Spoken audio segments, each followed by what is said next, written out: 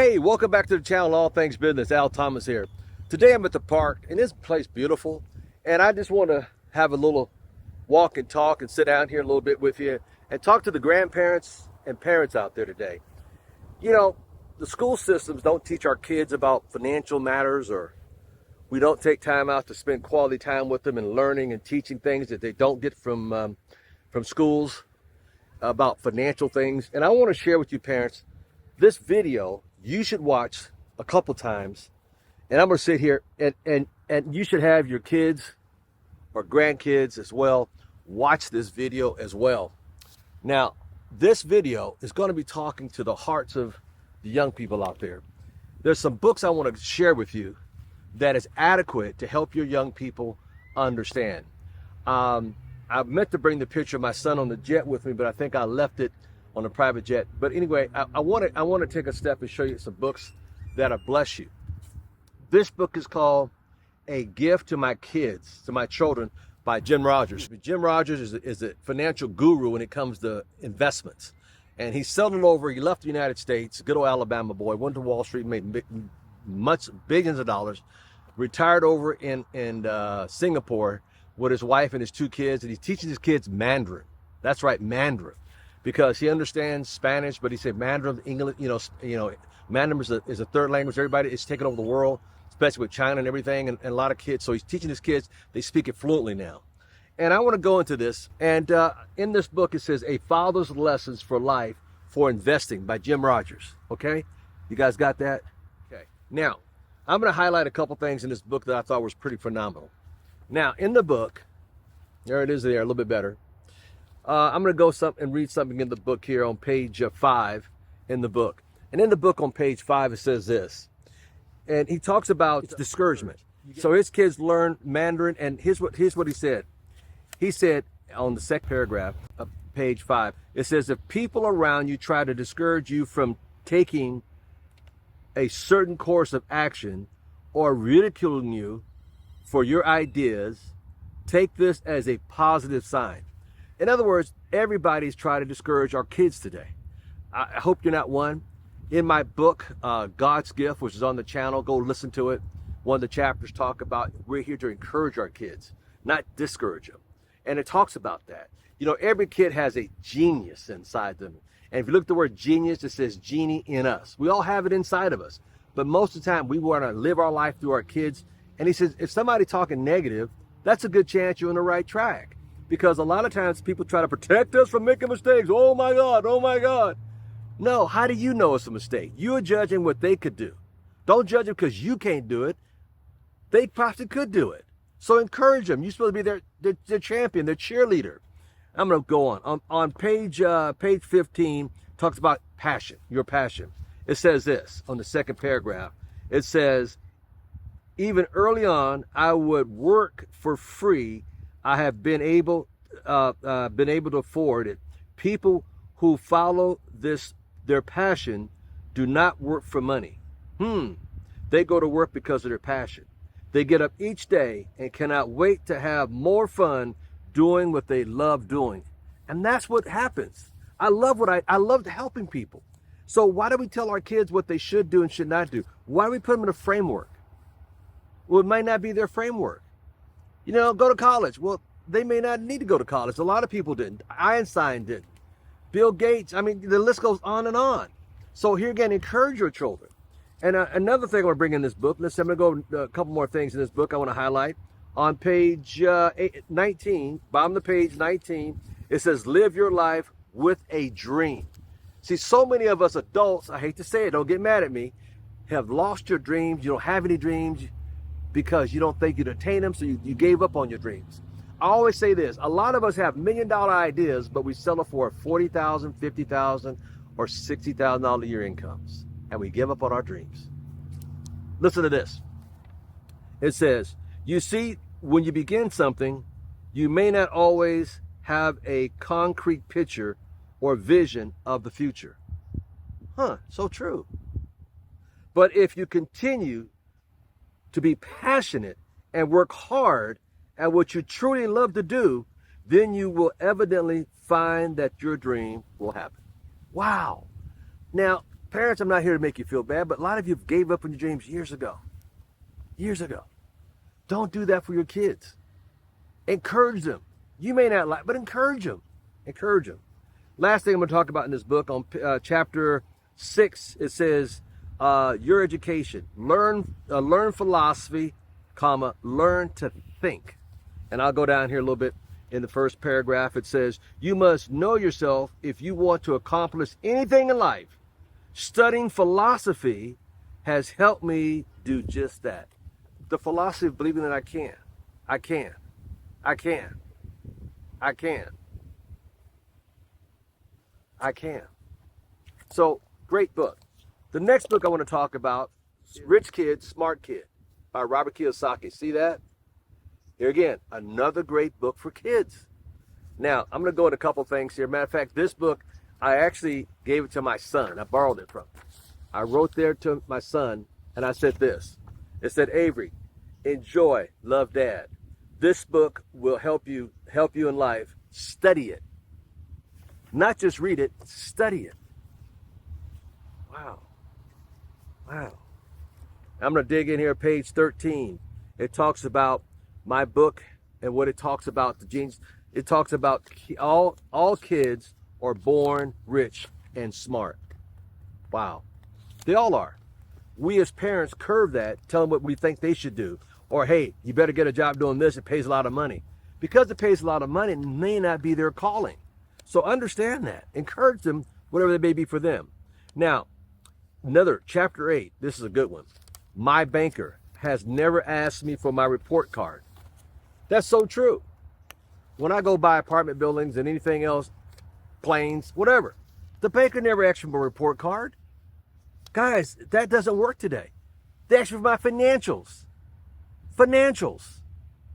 What do you make? What do you got? What are your assets? Oh, you can afford this. They never ask for a report card.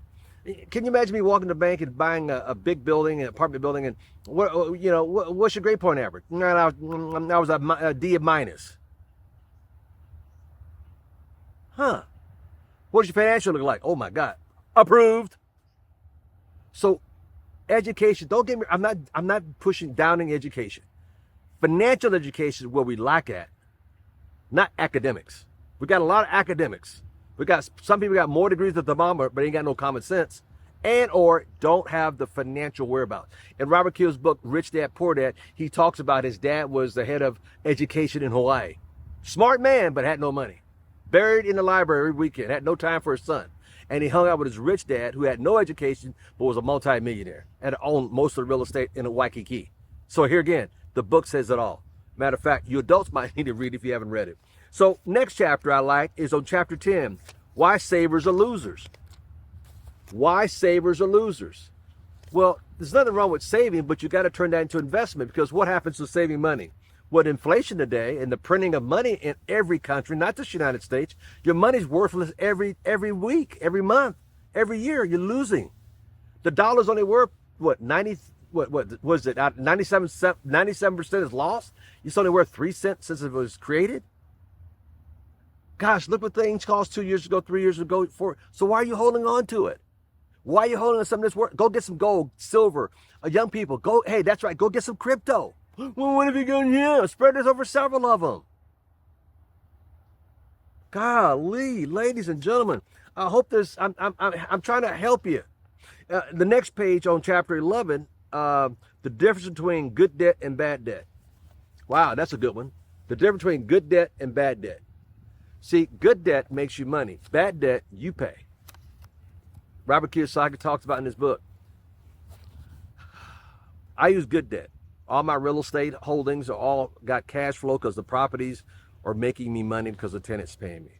When I have to pay for the car note, that's bad debt. When I have to pay for my own rent on my own house, that's bad. Why? It's not making me any money. Assets feed you. Write this down. Assets feed you, and liabilities eat you.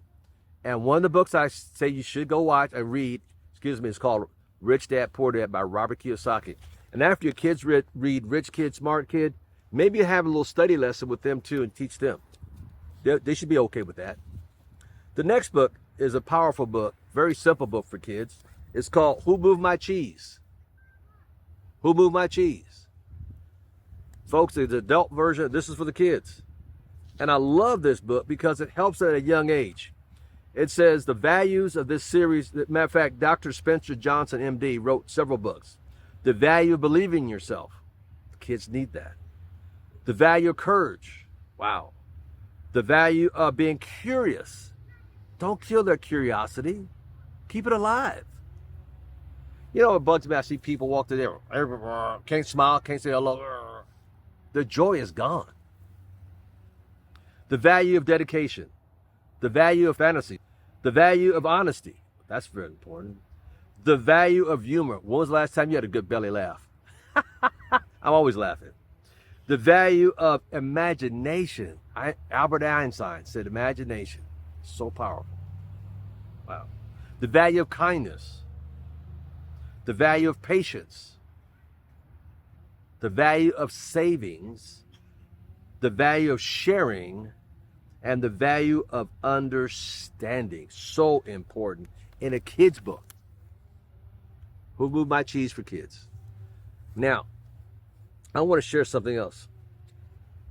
On the back of it here, it talks about this. I'm going to read it to you. How do you make your way through the maze of change? I would say life. Sometimes you act like Sniff, who sniffed out change early. Smart person. Scurry, who scurried into action. Are you scurrying into action? You got to wait for everybody else's approval. Or him, who denied and resisted change, watch this, as he feared it would lead him to something worse. How many out there are scared of change? The good old days. You're always talking about the good old days. Because it scares you to move to something different. Wow. Or who learned about and adapt in time when he sees changes that could lead to something better. Wow. Whatever part of us we choose to use, we all share something in common. A need, let's say again, a need to find our way in the maze of a changing times. I say it's a changing world. If you don't keep up, you get left behind. The choice is yours, folks. Last but not least, I want on my list of people, I want you adults and grandparents to understand with your kids. Here's the game I talked about, cash flow for kids. There's one for adults, there's one for kids. And guess what I play with my kids when they're around? Guess what I taught my kids when they're young?